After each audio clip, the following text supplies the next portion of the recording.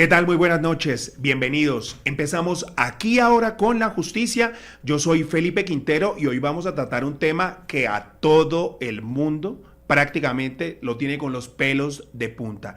El paseo millonario. ¿Qué está pasando con la seguridad de Bogotá? Se volvió un miedo, un pavor, terror coger un taxi por aplicación. Eso lo vamos a analizar aquí ahora con la justicia. Soy Felipe Quintero, empezamos. Ay, Mónica, Diana Ospina completa 42 horas desaparecida. Todos queremos, obviamente, que aparezca ya y que aparezca sana. Se sabe que salió de un sitio de rumba en Chapinero en la madrugada del domingo. Un video muestra claramente que tomó un taxi. Había mandado a una amiga un mensaje con la placa que fue eliminado, pero además desocuparon sus cuentas bancarias y se hicieron 12 retiros.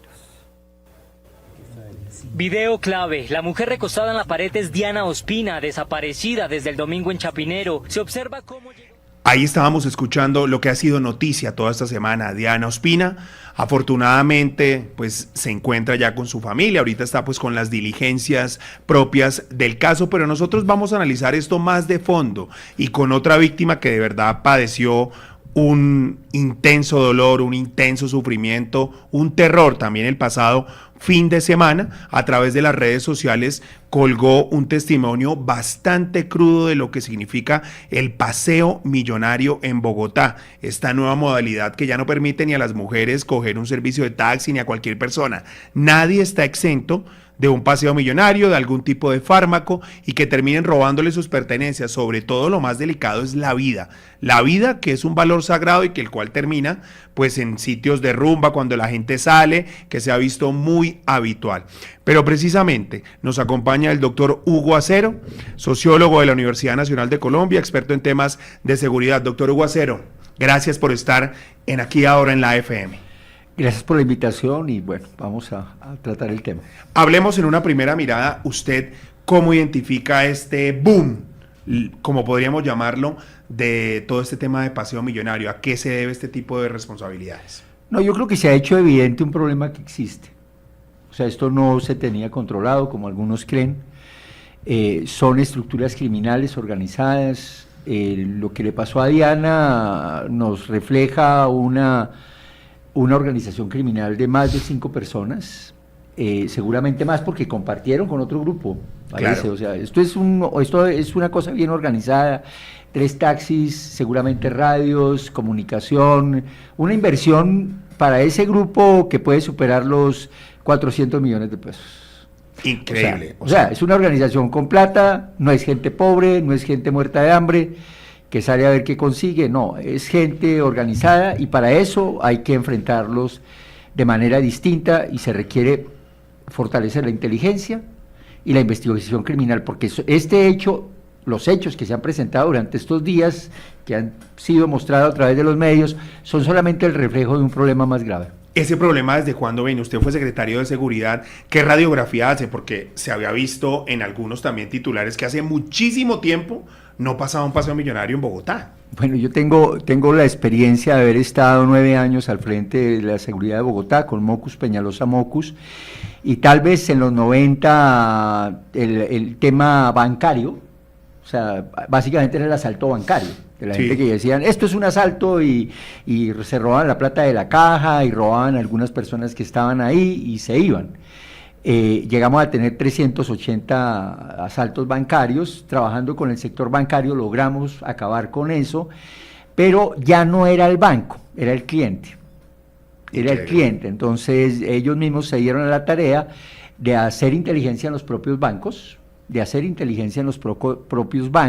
de mirar quién sacaba cierta cantidad de dinero, de hacerle seguimiento y antes de que llegara al sitio donde tenía que entregarle el dinero o guardar el dinero, era despojado de ese dinero. Ese, digamos, era se quitaba la plata que había sacado del banco y estaban pendientes de eso. Desde luego se dieron cuenta que había posibilidades de hacer paseos millonarios, porque la gente hay un error grande que cometemos absolutamente todos, y es, yo le digo a los ciudadanos, y sobre todo a algunos sectores particulares, ¿cuántas tarjetas de crédito tiene hoy en su billetera? ¿Tú cuántas tarjetas tienes? Yo tengo una y la tengo llena, a tope. O sea, que bueno. conmigo les va mal. Pero hay gente que tiene 4 tarjetas de Sí. crédito, 2 de ahorro Pero ¿sabe eso por qué funciona? Nos estamos metiendo un poquito en tema de gimnasia financiera, pero por ejemplo una saca el sobrecupo, paga la otra, entonces la gente comienza Pero como eso a no lo hacer puede eso. hacer en la casa, ¿por qué tiene que cargarlas? Ah, pues porque no tiene la plata, ¿no? Es que usted se endeuda del Por crédito. eso, pero es que diario no está sacando toda esa cantidad de Ah, plata. no, Y total. cuando una persona cae en manos de esta gente que hace paseo millonario, por cada tarjeta de crédito, por cada tarjeta de débito va a recibir muchos golpes y va a recibir mucho maltrato y seguramente hasta su riesgo de vida, el riesgo de la vida es bastante alto. Correcto. Y estos son organizaciones que basta ver lo que le sucedió a Diana. ¿Cuánto le sacaron a Diana? 50 millones aproximadamente. Hace poco a una persona le sacaron 30 millones de pesos. Claro. Y hoy también a una persona que pagó, tenía su tarjeta y esto le sacaron 2.700.000, que era lo que tenía en su cuenta. Es ¿cierto? que el punto no es la cuantía, doctor Acero. Por el eso, pero punto- es rentable. Lo que quiero Claro. decir es que para estas organizaciones criminales, 1 o 2 paseos millonarios al día, con un paseo millonario al día se hacen una buena cantidad de plata. Claro. Y desde luego, eso es atractivo para mucha gente que se organiza de esa manera, que hace inversión. Es que son estructuras criminales que tienen inversión. El grupo que se llevó a Diana había invertido, yo creo que algo más de 400 millones de pesos. Esos esos taxis no valen solamente el valor del vehículo, sino toda la afiliación, todas las cosas. Esos 2 vehículos están cercanos a los 300 millones de pesos en el mercado, pues, de los taxis, más radios, celulares, armas y los bienes que tienen. Yo creo que ahí son empresas criminales de 4 o 5 personas, son crimen organizado. Doctor Acero, muchas gracias. También saludo al doctor Camilo Rojas, ex viceministro de Justicia. Gracias por estar en Aquí Ahora en la FM. Felipe, buenas tardes, muchas gracias por la invitación, un saludo especial al doctor Hugo Acero y muchas gracias por la invitación. Hablemos de cómo usted cómo ve esta dinámica. Usted también manejó política criminal y vemos en esta semana, en especial por un caso, se volvió mediático el de Diana Ospina, pero lo que decía el doctor Acero es que pasan muchos que no tienen pues tanta visibilidad. ¿Cuál es esa primera mirada, esa primera radiografía que usted hace de este fenómeno que está pues desbordado en la capital? Bueno, totalmente de acuerdo, no es el único caso o el más reciente que resulta visible, sino que esto es una calamidad que estamos viviendo en general en el país. El país hoy asume una serie de cifras y de actuaciones delincuenciales que están desbordando realmente la capacidad de las autoridades, pero de ahí viene una reflexión importante y es hasta qué punto está funcionando o no está funcionando todas esas estrategias en materia de seguridad, de inteligencia y de prevención. No es posible que nosotros, los ciudadanos, tengamos entonces que cohibirnos de utilizar nuestros bienes, como lo decían ustedes hace un momento, cargar nuestras tarjetas de crédito porque se necesitan o para algo uno las tiene. Aquí lo que es importante es mirar hasta dónde está llegando entonces el ejercicio y la facultad legal que tiene el Estado, el estamento oficial, para poder salvaguardar realmente la vida, honra y bienes de los ciudadanos. El de Diana Ospina es el caso que hoy nos trae obviamente a esta mesa, pero seguramente en Bogotá, en Cali, en Bucaramanga, en Barranquilla, hoy y en este momento está pasando esto. Esto es una realidad que debemos afrontar de otra manera. Esto no es un tema de eficiencia judicial ni de política criminal. Yo creo que el derecho penal está funcionando en la medida en que tiene las normas tanto preventivas como disuasivas para evitar que esto suceda, pero aquí claramente en mi concepto es una falla del manejo de las estrategias de seguridad en el país en general. Precisamente usted decía, están pasando más cosas en Bogotá, Cali, Barranquilla. Acá tenemos otro caso reciente que decidió ponerlo la mujer Valeria Gutiérrez en redes sociales, que es bastante doloroso. Durante 15 minutos narra esos momentos de horror y veamos esa primera parte de ese testimonio que es muy valiente y que ella pues literal, gracias a Dios, está contando la historia. Pero fuimos víctimas de droga y de hurto. Nosotros salimos del bar SAI con unos amigos. Ellos se ofrecieron a llevarnos a la casa y nosotras decidimos no hacerlo. Como no importa, yo estoy con Valerie, Valerie está conmigo. no estamos solas, ya vamos a pedir un Uber. Y pedimos un Uber. La 85 estaba muy llena y ya se empezaron a ir. Uno de mis amigos que estaba ahí presente me decía, yo vi que ustedes pidieron el Uber y yo vi que ustedes iban a montar en el Uber. Ahorita no puedo decir algo fijo de que nos montamos en la placa que no era o que sí era el Uber, porque mi amiga no ha podido recuperar su celular, entonces no ha podido recuperar la cuenta.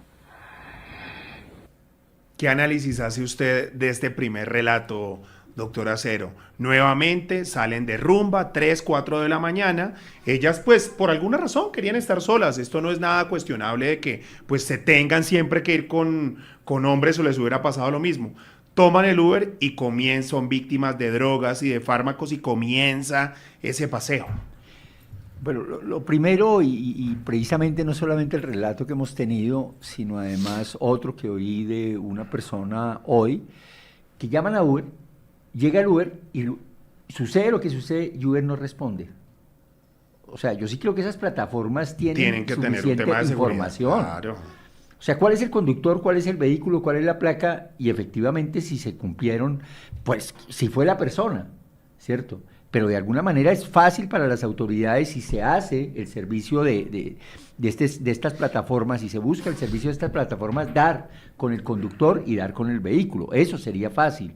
Lo otro difícil es que algunas personas salen a la calle a coger cualquier taxi sin haberlo solicitado, digamos, a estas plataformas de servicio. Entonces yo sí creo que ahí hay una dificultad. Ahora, respecto a los temas de seguridad, yo sí creo, digamos, las mujeres, me entrevistaba a una de ellas y hablaba con una de ellas y la verdad es que hay temor, hay miedo en la calle. Y esto de manera difundida, masiva, pues desde luego provoca mucho más temor. Y ese temor desde luego hace que se limiten a salir. Y ahí es donde los esfuerzos de las autoridades nacionales y locales, pues desde luego deben orientarse a que haya mayor seguridad. En este tipo de casos, más que policías en la calle, que hay que tenerlos, ojalá los tuviéramos, pero no los tenemos, eso hay que ampliarlo, necesitamos mucha más investigación criminal e inteligencia, porque son estructuras criminales organizadas. No han cometido solamente un caso, cometen a diario 1 o 2. En un mes, ¿cuántos casos de eso se presentan? Entonces hay que dar con la estructura criminal. Doctor Rojas, ¿qué primera impresión de este relato tan doloroso de Valery Gutiérrez? Bueno, esa es la realidad en la que hoy estamos sumidos en Colombia. Estoy totalmente de acuerdo en que es un tema de ineficiencia, si se quiere, de la investigación y del funcionamiento del aparato estatal, la policía, los componentes de inteligencia. Mire, la ley 1908 precisamente establece cuáles son los lineamientos que se deben tener en cuenta para identificar un grupo delincuencial organizado, cuáles son su modus operandi. En el Consejo de Política Criminal precisamente se analizan todos estos factores, pero no puede ser que todo quede en una buena intención de una política pública, porque de nada de ello, digamos, se beneficia al Estado o los ciudadanos cuando no se aplican o no se pueden aplicar precisamente las estrategias de defensa al ciudadano. Aquí los patrullajes, el doctor Acero lo dice hace un momento, no tenemos policías, no tenemos, pero digamos que hoy estamos en pleno siglo XXI en el que las entidades estatales deberían mirar un poco más al uso de las tecnologías y de la información que nos permite identificar hoy Bogotá, digamos, manifiesta que tiene un C4 o casi ya un C5 en el que esa central de información le va a permitir prevenir hechos delincuenciales, pero lo que a la vista está y el resultado está es que eso no logra ser eficiente la respuesta del Estado y muchas veces se ha sabido en procesos judiciales en los que yo he podido estar presente, en los que también hay participación desafortunadamente de miembros de la fuerza de la policía y que se presta para esto. Se vuelve ese negocio del que habla el doctor Acero, es bien importante y es lucrativo y hay para todos. Entonces, precisamente eso es otro de los factores que desde la misma institucionalidad obviamente inciden negativamente para el beneficio de los ciudadanos. Perfecto, doctor Camilo. Hacemos la primera pausa aquí ahora con la justicia. Estamos hablando del terror, del miedo que tienen los bogotanos de caminar por las calles, de coger un taxi a altas horas de la mañana y ser víctimas del paseo millonario. Ya regresamos. Continuamos aquí ahora con la justicia, hablando del doloroso crimen, de esto que es lamentable que suceda en Bogotá, el paseo millonario. Quiero hacer una claridad. Nosotros buscamos desde hace pues unas horas al secretario de Seguridad, César Restrepo. Fue imposible por motivos de agenda. Lo seguimos esperando porque sí, los bogotanos se merecen una respuesta de por qué se están dando con miedo. Y acá tenemos nuevamente, vamos a seguir desarrollando el caso de Valeria Gutiérrez. Escuchemos cómo avanza ese paseo millonario del cual fue víctima el fin de semana pasado. Yo a él le alcanzó a decir, llegando a donde Camigó, y ahí ya no respondo. Él le escribió a mi amiga y mi amiga nunca le respondió. Y en un momento a mí me despiertan y me sacuden y me dicen, se tiene que bajar del Uber, se tiene que bajar del Uber ya. Yo al momento como de reaccionar, como si me hubieran dormido, o sea, totalmente perdida el conocimiento, me volteo y veo a mi amiga y le digo, ¿qué está pasando? O sea, ¿qué pasa? Y el señor nos dice, se tienen que bajar, se tienen que bajar. Y mi amiga empieza a decirme, mi celular. Claro, yo al momento de decirle, espérate, yo digo, ¿y el mío? Y el señor empieza a gritar, ustedes nunca se subieron con un celular. Se me bajan ya, se me bajan, se me bajan. Nosotros, señor, no nos haga esto. Y él, como el carro al frente las va a llevar. Quisiera empezar con el doctor Camilo Rojas. Una banda de estas, ¿cómo se puede organizar? ¿Cómo la fiscalía o las autoridades identifican un tipo de estas bandas y qué delitos pueden afrontar? Como lo que estamos viendo, que hay un tema de 2 vehículos, hay un tema posiblemente de fármacos. Bueno, digamos que la Fiscalía tiene todas las herramientas precisamente y con base en los lineamientos de la ley 1908 se podrá determinar, dependiendo del el ejercicio que haga la banda delincuencial en relación con división de roles, división de trabajos. Aquí vemos que, como se ha dicho, esto es un grupo delincuencial organizado. Esta clase, digamos, de actividades las realizan, son grupos delincuenciales organizados. No es un robo espontáneo, no es un robo, no es un hurto espontáneo, no es una actividad que aquí se puede determinar que podríamos hablar de un delito de secuestro extorsivo que precisamente tiene esa modalidad o esa intención de exigir la libertad de esta persona a cambio de un provecho económico.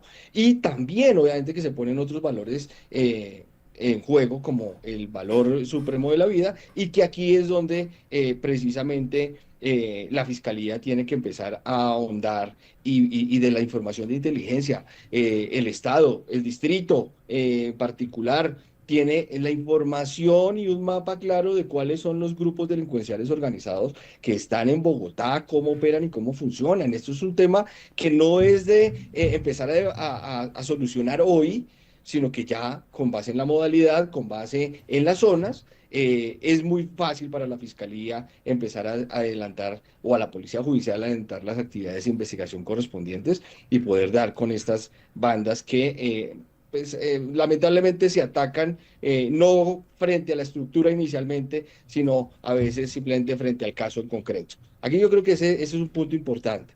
Las investigaciones la Fiscalía las debe orientar, esa es la desarticulación real del grupo delincuencial organizado y no enfocarse solo en casos concretos, pues que obviamente toca hacerlo, pero ahí salen y emergen elementos importantes para poder atacar el grupo delincuencial organizado como un todo. Doctor Acero, respecto a esto, como usted hablaba de una banda criminal organizada, 3, 4 vehículos, ¿uno cómo ataca una banda de esas? O sea, ¿cómo, más allá de la inteligencia? Por ejemplo, el ejército sería una buena opción para ponerlo en las calles, que ha sido un debate intenso en el distrito.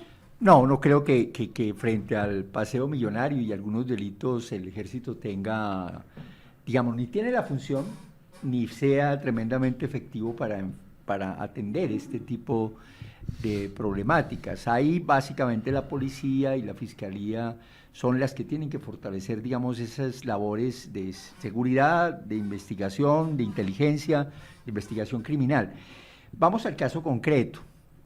de Diana, hombre, lo decía precisamente el doctor Camilo, hay una estructura organizada que para antes se trataba como un hurto, hoy tenemos un secuestro extorsivo y yo creo que es la orientación que deben darle los investigadores a ese caso.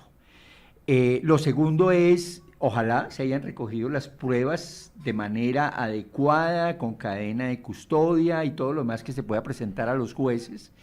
Y ojalá los jueces tomen determinaciones de expropiar los 2 vehículos y de mandar a la cárcel a esos 5 delincuentes. Ojalá la decisión no sea de los jueces, no sea que estas personas no representan un peligro para la sociedad y terminen soltándolos y no terminen incautando los bienes que fueron utilizados en ese secuestro extorsivo.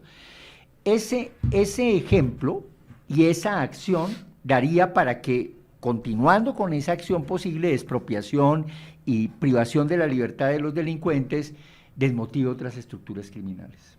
O por lo menos se comiencen a reducir de manera verdadera este tipo de estructuras criminales, pero se requiere seguridad, pero también una ejecución ejemplar de justicia en donde los delincuentes terminen en las cárceles y los bienes que utilizaron terminen expropiados y que puedan servir hasta para resarcir a la víctima, pero en principio ese sería un esfuerzo importante. ¿Por qué antes, doctor Acero, sí había inteligencia y ahora no? Entonces, ¿por qué se bajó? No, yo creo que ha habido un proceso inclusive de debilitamiento. Este gobierno en particular, y puedo decir que ha debilitado los temas de inteligencia, la ha instrumentalizado desde el punto de vista político, no le ha dado la importancia a la inteligencia y la contrainteligencia, que la contrainteligencia identifica cuando hay miembros de la institución vinculados a actividades delincuenciales o a actividades de corrupción, finalmente delitos. Eso se ha debilitado y es lo que hay que fortalecer. O sea, tenemos estructuras criminales en todos los campos, desde la extorsión, el paseo millonarios, el robo de carros, el robo de motos, el sicariato, que requiere realmente inteligencia e investigación criminal, y eso supone aumentar el número de hombres y mujeres en la policía de investigación criminal, pero también en la fiscalía, y aumentar fiscales especializados. Eso requiere inversión y una decisión de Estado, por una parte de la policía y por otra parte de la fiscalía, pero eso hay que hacerlo. De lo contrario, sucede lo que está pasando. Tenemos muy pocos investigadores con muchos casos, algunos de ellos tienen 250, 350 casos. Incluso hasta 1000. Por eso. Con esa cantidad de trabajo represado, pues, ¿qué van a poder solucionar? Se requieren esfuerzos importantes para fortalecer a la policía y a la fiscalía en estos campos. Doctor Camilo, ¿debe llegar el ejército a las calles de Bogotá?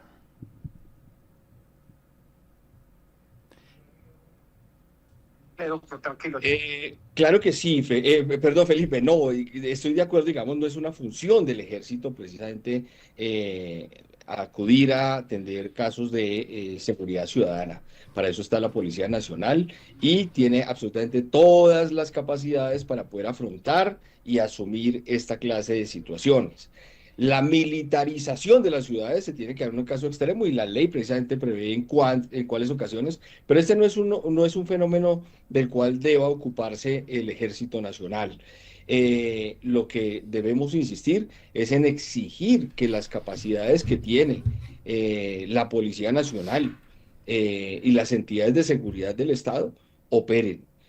Obviamente hace falta también un tema de prevención y de capacitación de los ciudadanos, de concientización de que nosotros debemos tomar nuestras precauciones, y seguramente aquí surge un debate bien interesante, y es frente a el porte ilegal, el porte de armas, por ejemplo. ¿Por qué los ciudadanos tenemos que restringirnos para el uso del porte de armas legalmente concebidas, dadas por el Estado? Y lo que uno ve es que los delincuentes, pues perfectamente, obviamente que andan sin ninguna restricción frente al tema, y pues es lo que genera este gran fenómeno que nos está afectando no solo en la tranquilidad, sino en la economía de cada uno de los ciudadanos, que tenemos que suplir esto. Desde hace muchos años no se veía cómo las personas hoy, de manera más prevenida, están, por ejemplo, adquiriendo vehículos blindados, andando con personas de seguridad, porque ya hoy no se está diferenciando, como pasaba hace algunos años, la importancia del personaje, sino que ni siquiera tiene uno que tener un reloj de una marca reconocido y costoso para que pueda ser entonces hoy víctima de estos delincuentes. Sigamos escuchando el relato de Valery Gutiérrez, que continúa en esta lamentable situación que padeció. Y el policía, la primera pregunta que me hace es ¿de qué color era su celular? A lo que yo le dije, mi celular era naranja, era el iPhone 17 Pro Max, el último. Y me dice, lastimosamente estamos recomendando que no lo compre, porque el color ya se sabe que es el último. Y ese celular es un dulce para ellos, lo sentimos mucho. Ellos lograron como el objetivo y fue llevarse el celular. Bueno, yo no tengo muchas palabras para decir semejante cosa tan absurda que dice la Policía Nacional. Yo también sí, o sea, yo no sé si es capacitación, pero esto sí personalmente a mí me indignan. Que le digan a la víctima de un hurto que no se compre el celular naranja porque es un dulce para los ladrones. O sea, es prohibido tener un celular y entonces uno tiene que comprar un celular o negro o blanco para que los ladrones no se den cuenta y no lo atraquen a uno. Doctor Acero, ¿cómo la Policía Nacional y también hay un mensaje para el general Cristancho, comandante de la Policía Metropolitana, o sea, no le pueden decir a una víctima de hurto que no le van a ayudar y tampoco que no se compre el celular que ha trabajado con mucho esfuerzo? Yo creo que el tema de no le van a ayudar no creo que se dé ahí. La expresión errada es precisamente el tema de por qué tenía ese celular. No, mejor dicho, ese celular indujo a que los delincuentes la persiguieran. No, y lo que dice, le estamos recomendando a la gente no comprarse el celular naranja. Hace poco, digamos, el tema del robo de celulares es un tema permanente y eso tampoco ha bajado. Toda la gente quiere tener el último celular. Hoy, en la calle, hay personas con 4, 3, 5 millones, 7 millones en la mano. Antes, desde luego, la gente le robaban 250, 150,000, 70,000 pesos de la billetera y demás. Eso, desde luego, es un mercado muy importante. Para los delincuentes, robar un celular de estos, 2 celulares, 3 celulares, entre media y alta, podría darles entre 15 y 20 millones de pesos. Si en el mercado negro, más. Claro. O sea, un celular de 7 millones luego te lo reciben por 1 millón de pesos. Claro, pero ahí sí me está... Porque es que el punto es cómo la autoridad donde uno busca un refugio, yo no es que esté tampoco ni juzgando ni cayéndole a la policía, pero créame que una víctima como está Valery Gutiérrez, aterrorizada, llorando, ya más adelante la vamos a escuchar, pues lo mínimo que espera es que por lo menos vamos a desarrollar y no que se compre el celular que se compró. Desde luego debe haber una respuesta de comprensión a la víctima, de buena atención a la víctima y desde luego mirar si es posible recuperar ese celular, pero sobre todo dar con la banda. Si eso no se logra, o sea, si no se logra desarticular esa banda, pues no le va a suceder solamente a Valery, seguramente hoy le está sucediendo a otras personas. A muchas más personas. ¿Cierto? Claro. Y es precisamente la única manera de acabar con esto es dar con la estructura, acabar esa estructura y seguramente aparece otra, pero toca seguir haciendo el trabajo, es lo que corresponde. Parte también de lo que he criticado es que desde luego las autoridades quieren meter a los delincuentes a la cárcel. Cuando uno está sentado ahí, uno quiere meter a la gente a la cárcel, los delincuentes a la cárcel, pero no se están construyendo cárceles. Mientras que estuve como secretario de Seguridad, avancé en la consecución del terreno para la segunda cárcel de Bogotá, en Predios de la Picota. Sí. ¿Sí? Eso lo logré con el doctor Ruiz, ministro de Justicia. Y con el viceministro que está en este momento, claro, viceministro de ahí Justicia. Ahí estuvimos y se logró precisamente ese tipo de cosas. Hoy no sabemos si ya hay diseños, si se va a contratar, cuándo se va a construir. Las estaciones y las URES están completamente llenas y desde luego hay que hacer un esfuerzo grande por lograr que si hay detenidos, por lo menos haya donde meterlos. Muchos jueces se inhiben de mandar a una persona a la cárcel porque no hay donde mandarlo. Pero ahí nos volvemos como el populismo punitivo, entonces a todo el mundo mandarlo a la cárcel y esto se llena de cárceles y ahí también ¿qué hacemos, no? No, yo creo que hay que hacer el esfuerzo, Ahora, también tenemos el populismo punitivo. Entonces, mucha robo, gente que está en la cárcel. cárcel no debería estar. No debería estar, deberían haber otro tipo de medidas. Por decirte algo, una persona no da alimentos a los hijos, ¿cierto? Debe dar 350, 400 mil pesos al mes para el alimento de su hijo. Como no da alimentos, termina en la cárcel, ¿cierto? Esa persona que no da 300 mil o 350 mil pesos para el alimento de su hijo, a la cárcel le vale 2.200.000 mensual sostener a esa persona en la cárcel. Pues hay medidas alternativas posibles. Es más, lo manda a la cárcel y menos va a darle comida a su hijo. ¿Cómo trabaja? ¿Cómo trabaja? Entonces yo sí creo que hay que buscar medidas alternativas distintas a la cárcel para determinados delitos, pero para el paseo millonario, No que hay es nada un que secuestro extorsivo, no hay nada que hacer. Para el hurto violento, en donde a una persona termina gravemente lesionada por robarle el celular, no debe haber, digamos, excarcelación. Para la persona que reincide 3 y 4 veces, no debería haber excarcelación. Lo que está sucediendo realmente es problemático y ahí es donde hay que presentar ese tipo de reformas ante el Congreso. Sí hay que hacer reformas, sí hay que hacer ajustes, pero también hay que hacer ajustes desde el punto de vista operativo. Seguramente más policías en la calle va a ser muy difícil.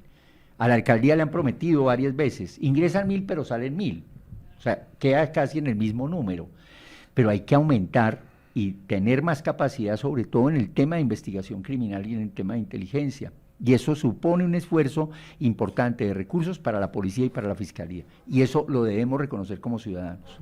Doctor Camilo, ahí como le estaba diciendo claramente el doctor Acero, usted viceministro de Wilson Ruiz en el tema del predio de la cárcel de La Picota. 2 preguntas. La primera, ¿usted qué opinión tiene de lo que le dijo el policía Valeria, de que no se compre el celular naranja porque es que es un dulce para los ladrones y que por favor evite comprárselo? Y lo segundo, respecto a lo que decía el doctor Acero, en relación al predio y a la necesidad de más cárceles. Ese sí es su tema.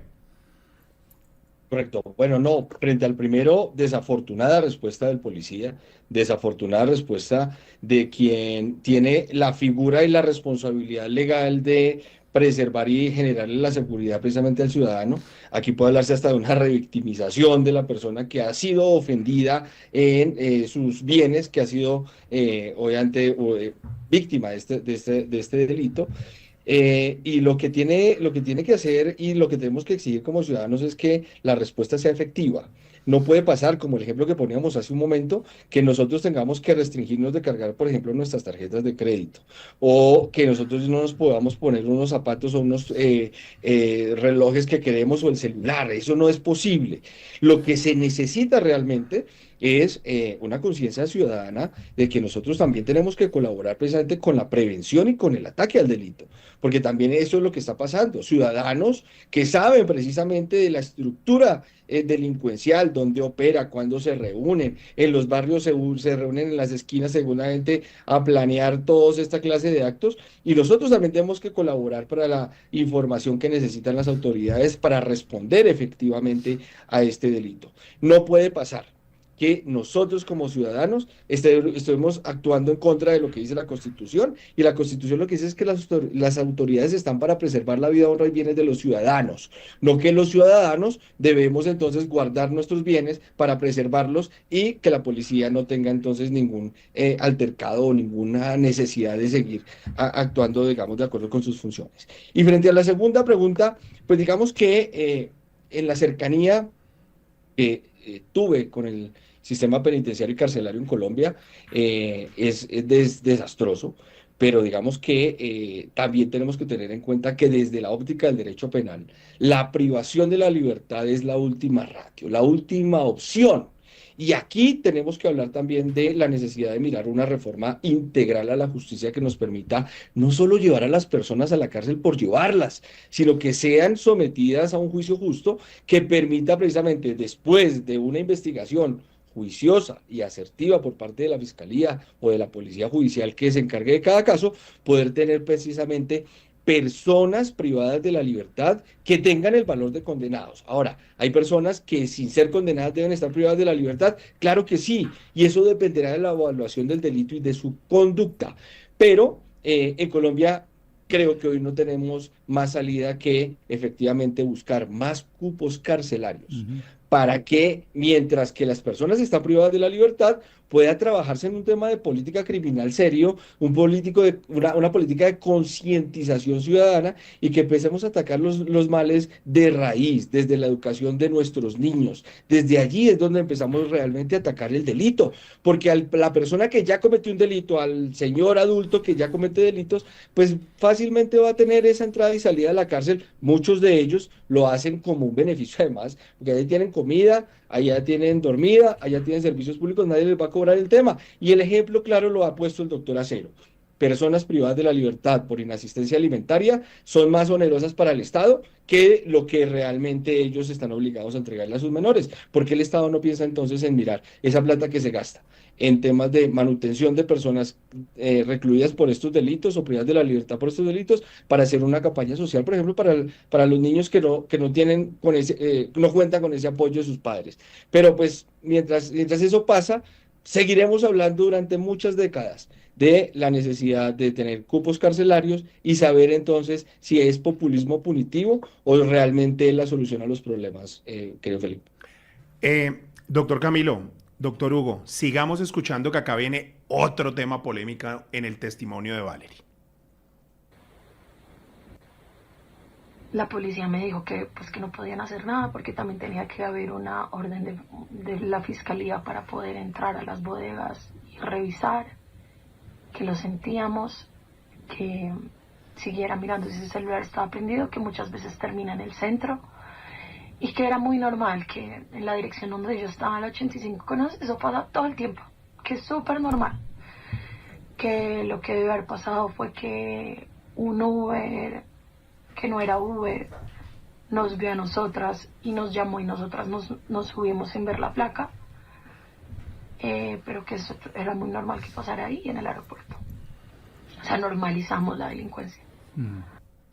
Doctor Hugo, normalizamos la delincuencia. Yo no sé si fue el policía que tuvo un mal momento o así actúa la mayoría, pero no, eso es normal. Que a usted lo roben en la 85 es totalmente normal. Que eso pase siempre. ¿Cómo me va a normalizar a mí el delito, doctor? No, yo creo que está mal enfocado el policía en sus respuestas y desde luego tiene que tener esa formación que tiene el policía, lo lleva básicamente a proteger a la víctima, a protegerla, a darle un buen trato y a darle una respuesta positiva posible sobre lo que puede hacer. No puede ser posible que se diga, no, su celular definitivamente va a terminar en el centro y a esas bodegas no las podemos allanar. Claro que se puede allanar. Lo terrible de todo esto es que, sobre todo en este tema de celulares, es que todo el tiempo terminamos allanando los 4 o 5 puestos de la Jiménez. Lo de en la 13. Y en la 13. Sí, pero no pasa nada porque ¿Y yo dónde los veo están los abiertos. San Andresitos? ¿Y dónde están centros comerciales en Suba o aquí en Chapinero? Pero yo he estado, mire, se lo juro que en mi carrera he estado por lo menos en 3 allanamientos de extinción de dominio ahí en la 13 con Caracas, donde supuestamente es el mercado del celular, pero siempre nos los veo. No, ahí a veces lo que se recoge es basura. Lo que hay que mirar precisamente la estructura. Es que el tema, el robo de celulares comenzó siendo un delito menor, así lo consideraban las autoridades. Pero en Colombia han matado y lesionado más personas por robar celulares que en asaltos bancarios, que en el robo en un carro, que en el robo de motos o en el robo de residencias. Ahí han matado y lesionado más personas. Ese no es un delito menor. Es más, se consideraba que era solamente el celular. No, la verdad es que Colombia hoy exporta celulares sin producir un solo celular. Con la anuencia de algunos servidores públicos, ¿cierto?, que han facilitado la exportación de celulares robados en Colombia, reempacados en Colombia como nuevos, y que son exportados a otros países de la región. E igualmente se importan celulares robados en otros países de la región que se venden como nuevos. Y en esto, activar ese tipo de celulares también tienen cierta culpa las mismas empresas de telefonía móvil, porque reactivan sin mirar antecedentes, no le importa, simplemente necesitan al cliente. Hace poco, precisamente hace un año y medio, robaron una buena cantidad de celulares importados y la propia empresa, no la voy a mencionar, la propia empresa que había importado esos celulares nuevos, no le interesó dar los códigos de esto, porque al final del día esos celulares van a entrar al mercado y son 750, 800 celulares que van a tener un cliente. O sea, increíble. Sí, no. O sea, estamos prácticamente en un círculo vicioso, porque todo termina pasando de lo mismo. Seguimos analizando aquí ahora con la justicia el caso del paseo millonario y de qué está pasando, qué pasa con las autoridades, qué pasa con la alcaldía, que la gente está teniendo miedo al caminar en Bogotá. Ya regresamos, última pausa, aquí ahora con la justicia. Continuamos aquí ahora con la justicia, el tema del paseo millonario y el dolor que es caminar por ahora en las calles de Bogotá. Doctor Camilo, estábamos escuchando antes del corte a Valeria Gutiérrez con ese tema de que pues ellos ubicaron el celular por la aplicación que tiene un celular donde les muestra la ubicación, pero no puede hacer nada la policía. ¿Por qué? Porque necesita una orden para un allanamiento. ¿Qué hace una persona en caso de que le roben su celular y le dé una ubicación? ¿Cómo hace? Porque vemos que la víctima buscó a la policía, pero tampoco se puede hacer nada, no recuperó el celular. Bueno, digamos que hay parte de la necesidad también de fortalecer las actividades investigativas por parte de la Fiscalía. Efectivamente, la policía no puede entrar a hacer un allanamiento sin previa orden judicial. Eso es absolutamente claro y es entendible.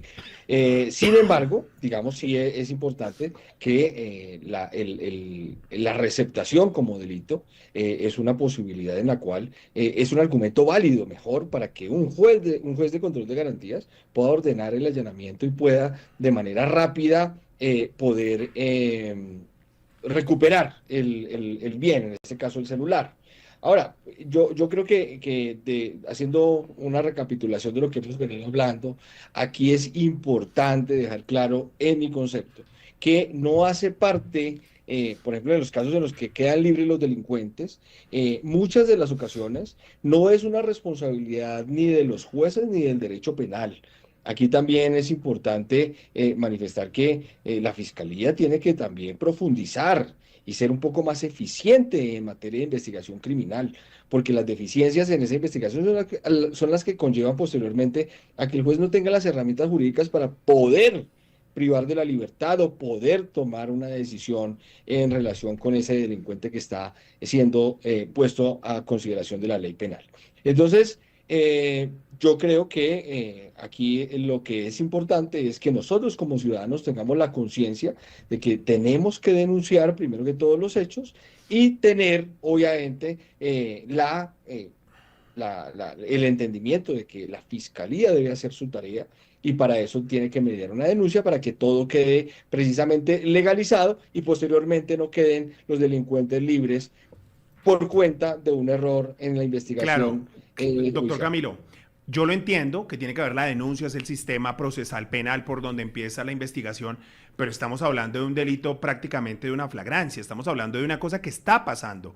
Le roban el celular, la señora lo ubica, usted sabe lo que pasa acá al denunciar en la Fiscalía en cuanto se va a asignar un programa metodológico, unos investigadores para lograr los elementos materiales probatorios, recaudar la evidencia y tras del hecho poder ordenar un allanamiento en ese sitio.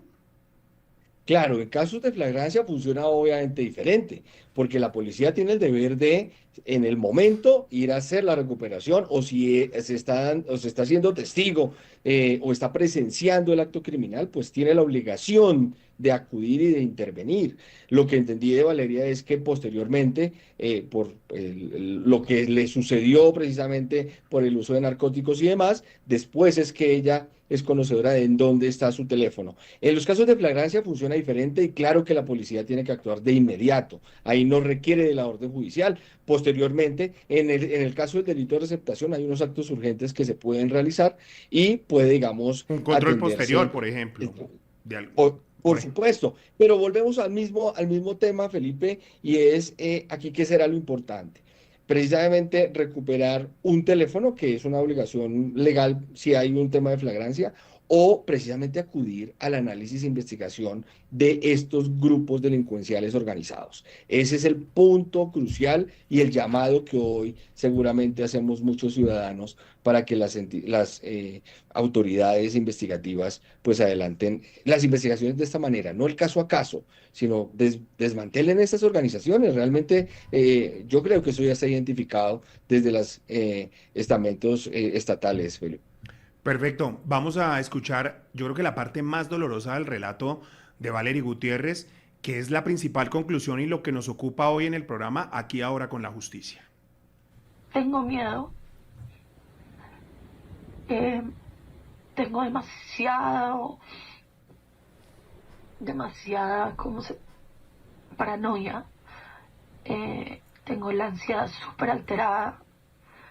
No sé cómo estoy haciendo esta vida sin llorarles tanto.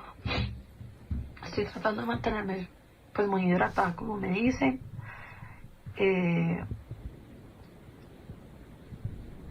Ahorita viendo el caso de Diana Ospina, pues me dicen la sacaste barata. Y sí, la saqué barata. Le agradezco a Dios. En su momento no sé por qué nos habrán bajado del carro. ¿Usted con este tipo de relato, usted siente miedo de coger un taxi, un Uber, por ejemplo? No, pues realmente me toca, entre otras cosas, estoy utilizando mucho más Transmilenio que taxi. No lo hago en horas pico y si me toca tengo los cuidados de tener la billetera y el celular muy cerca. Increíble que toque ese tipo de cosas, ¿no? Eso es son medidas de precaución que es necesario tenerlas. Esta mañana precisamente iba hacia el centro, en el Transmilenio, y una pelada tenía su celular en el bolsillo de la chaqueta, casi una tercera parte del celular estaba por fuera. Le dije, coja el celular en la mano. No, favor. Es que eso para mí sí es inviable. Doctor Acero, No por eso, pero hay que estar atento y también se necesita mucha solidaridad de la gente. Hay gente que a uno le dice, vea, no, eso no lo haga, tenga cuidado, y eso ayuda, pero definitivamente, de veras, yo utilizo Transmilenio, utilizo taxi, suelo pedirlo a través de plataformas, igual que nuestra víctima. Sí, y queda pues reseñado. Inclusive, digamos, hay una indicación con la familia, sobre todo con mi esposa, que se tome foto y se mande inmediatamente. Lo mismo que hizo la víctima, doctor Acero. Doctor Camilo, ¿usted tiene miedo de coger Uber, taxi, a altas horas de la noche, de pronto en una cena, en una rumba? Pues realmente la sensación de seguridad lo lleva a uno a tener algún grado de temor, claramente. Hoy en día yo prefiero también, a pesar de los apretones y la cosa, a veces usar el sistema de Transmilenio, ¿no? Que tampoco exime del riesgo del hurto, pero sí, obviamente la sensación de inseguridad es absolutamente latente en el país y bueno, cuando hay que usarlo y se persina uno y vamos para adelante, porque no hay nada más que hacer. Echarse la bendición, ¿cómo le parece, doctor Acero? Pues mira, yo llego al aeropuerto, que suelo salir mucho por mi trabajo, y no tomo los taxis que están haciendo la fila. Subo, desde luego voy al segundo piso y sí, porque siempre, hay menos fila. No solamente hay menos fila, sino siempre utilizo el taxi que está dejando personas en el aeropuerto. Ah, ok. Sí, eso me da una garantía y es que por lo menos a estas personas las llevaron. Esos son trucos para coger taxi y medidas preventivas para no ser víctima de paseo millonario. Entonces acá, por el doctor Acero, exsecretario de Seguridad, si va al aeropuerto, espérese un taxi que dé una persona y se monta en ese. ¿Está libre? Listo. Lo hago, digamos, son medidas de seguridad, también son medidas de seguridad lo que porto y lo que llevo. Digamos, sé de los temas de riesgos que hay y vivo con menos temor si llevo algo menos que me puedan robar. Increíble, increíble. Yo la verdad quedo sorprendido, doctor Acero, doctor Camilo, porque es que uno no puede tener miedo a las cosas, a andar con un celular que usted se lo ha comprado con mucho esfuerzo, a usar un reloj. eso se vuelve para mí algo muy complejo. Le agradezco infinitamente por ese panorama, doctor Camilo, doctor Hugo, y yo sí quiero dejar unas preguntas para todas las autoridades locales. Yo sé que están haciendo un trabajo, porque tampoco vamos a decir que están tranquilos, sentados en una playa. Doctor Carlos Fernando Galán, alcalde mayor de Bogotá, doctor César Restrepo, secretario de Seguridad, ¿qué está pasando? La gente sigue teniendo miedo, la gente sigue teniendo pavor. Acá 2 personas ya me están dando hasta consejos para cómo coger un taxi en el aeropuerto cuando usted, por ejemplo, quiera estar un poco más seguro, por el doctor Acero. El doctor Camilo también, la bendición para eso. Eso no puede pasar en una ciudad, y menos como Bogotá. Hay que poner mano dura, hay que ponerle la ficha a la inteligencia y a la contrainteligencia, como lo han dicho acá los expertos, pero no puede pasar esto en una ciudad capital de Colombia. No puede pasar que exista el miedo a salir a las calles, que exista el miedo a movilizarse, porque cuando el miedo se apodera de la gente, prácticamente se acabó. Aquí terminamos Aquí Ahora con la justicia. Muchas conclusiones, preguntas y reflexiones sobre qué va a pasar con la seguridad en Bogotá. Nos vemos en una próxima oportunidad.